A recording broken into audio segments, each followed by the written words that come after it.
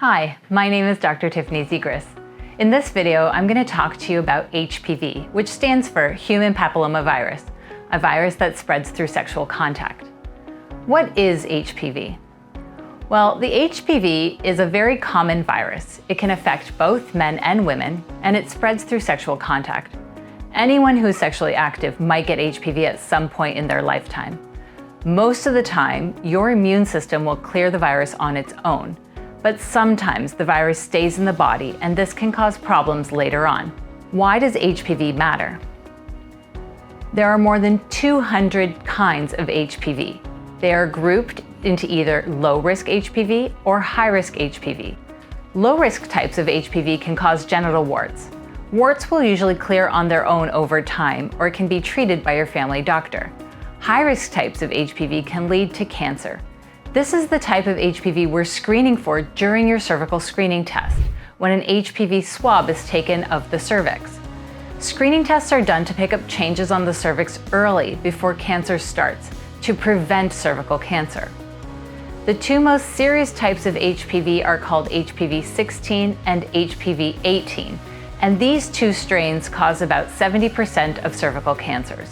In addition to cervical cancer, high-risk HPV can cause vaginal or vulvar cancer, cancer of the penis, anal cancer, and head and neck cancers.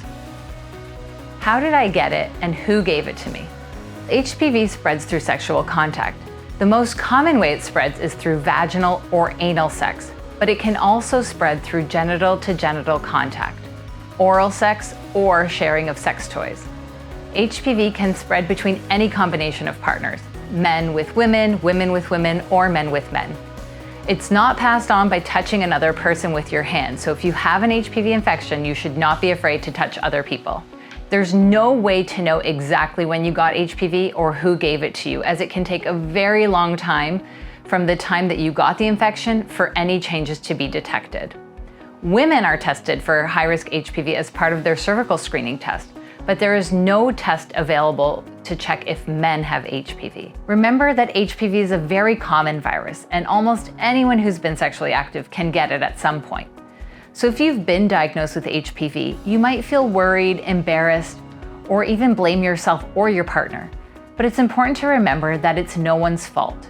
You can still have a normal sex life and be in a healthy relationship.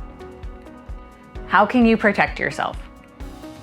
Using condoms can help lower the chance of getting HPV, but they don't offer complete protection because the virus can be on skin around the genitals that are not covered by the condom.